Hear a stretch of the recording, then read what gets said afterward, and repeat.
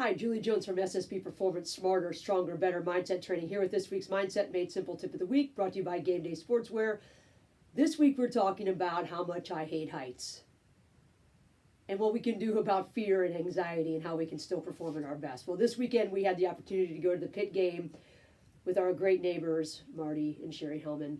They are huge Pitt fans. They've got 50-yard line seats, and it was great. We got to watch the running back break Tony Dorsett's all-time leading rushing record, I guess in-game rushing record, but it was a great 6 touchdowns this guy had. It was an awesome game. Beautiful day.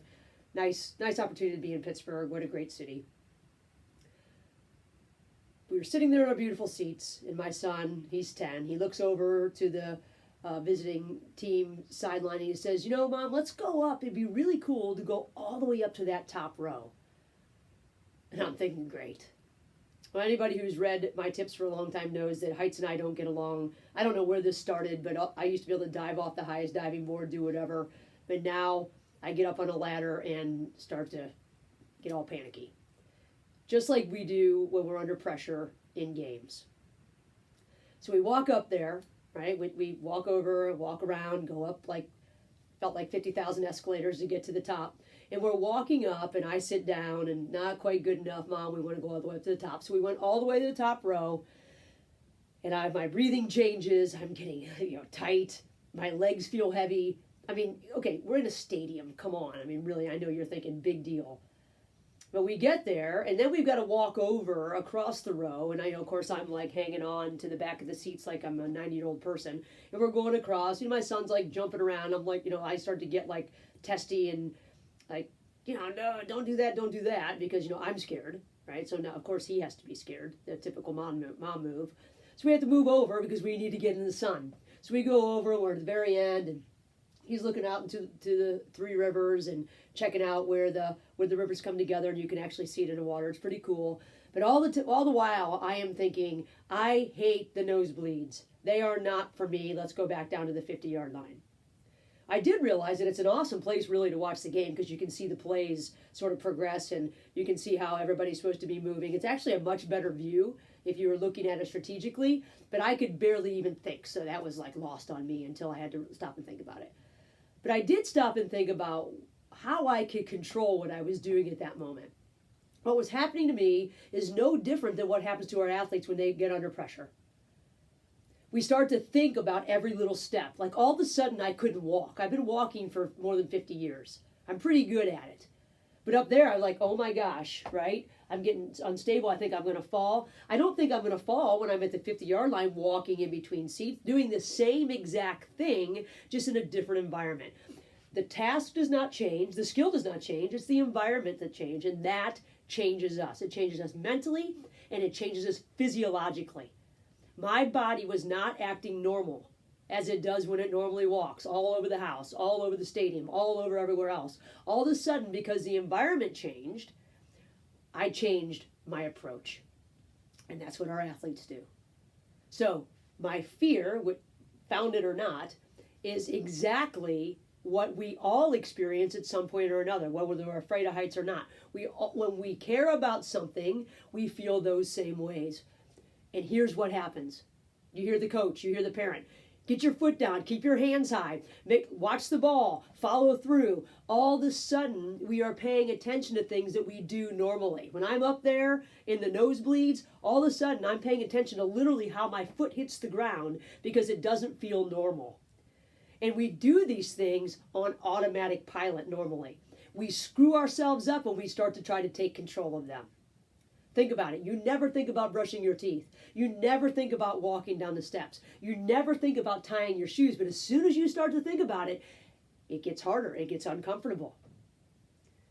The coach, the parent, the player who's thinking about all the mechanics of what they're trying to do in a pressure situation is setting themselves up for disaster. So what do? Well, we can do a lot of things. We can have a plan. That's the most important thing. When we need to stop thinking and start trusting, sometimes we have to just keep our mind busy. We need to have rules for ourselves. Number one, when I work with pitchers and I work with tennis players or whoever I'm working with in games in particular to have stops and starts, I tell our pitcher, you can think about your mechanics when you're in the circle, but you cannot think about your mechanics when you start to walk up to the rubber. It is not coach time, it is trust time. For my tennis players, you can think about what you're going to do with your backhand or your forehand when you walk back to the fence and touch it. But as soon as, or when you turn your back to the court, but as soon as you walk back up to the baseline, time to start thinking about our pre-performance routine. Get back into our consistency, our comfort, our confidence. It's no time to be thinking about the mechanics. That foul shot that we take in practice is exactly like the foul shot we're going to take under pressure in the last couple seconds of the game. Walking on normal ground is just like walking up in that stadium. They feel different because of the way that we are perceiving them. We certainly don't want our basketball player to be thinking about the angle of their wrist or be thinking about what their follow-through needs to look like as they're shooting the ball. We need that cognitive space to be dealing with other things. Particularly like if we're on the court and we're driving down. We don't want to be thinking about dribbling the ball down to the ground. We want to be able to pay attention to what's going on around us so we can see the open man and get the ball to them as designed by the play.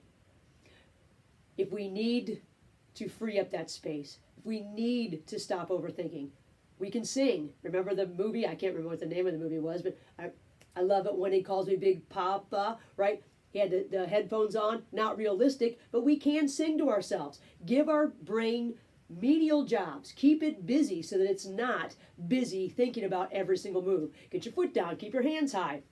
Keep your head down. Keep your eyes here. Turn your head this way. Whatever those things are.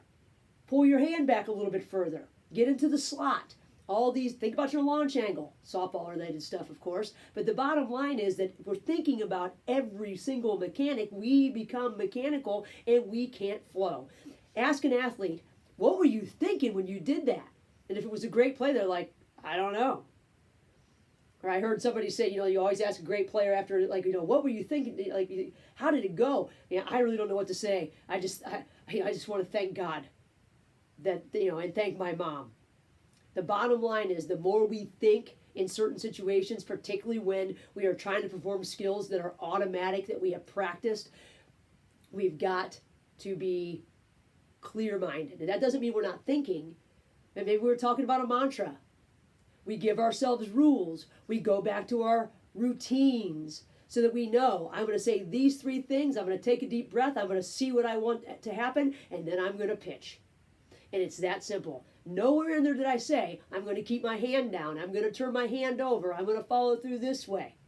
And maybe that's one thing. I need to, be easy. I need to do whatever it is. I need to keep my, be soft and quick and fluid. But the bottom line is the more we think about something, the less we can do it if it's an automatically trained thing that we've been learning for years and doing for years, just like my walking. The fear, the pressure, the anxiety makes us act differently. We can circumvent those things by having a plan. I can only think about this in this situation, but when I step up there, here's where my focus is.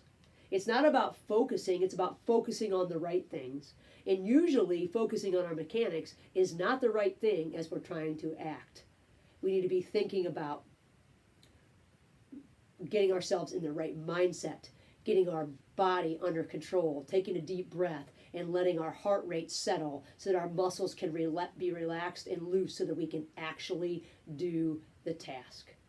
So the next time that I walk up to the top of a stadium, I need to go to my plan. I know how to control my breath. I work on it all the time. But when I got into the pressure situation, that was the last thing on my mind until I realized, you know what? I can walk. It's amazing. Wow. You're a great walker, Julie. What will you do in a pressure situation? Do you get tight and mechanical? Or do you have a plan for allowing yourself to perform at your best and to trust your training and your talent so that you can be at your peak? Check out tip number 15. That talks about wobbly ladders and fear of heights too and how to overcome some of those things. If you'd like to discuss anything related to mental performance, please shoot me an email, juliej@ssbperformance.com. Until next week, manage the moments and have a great week.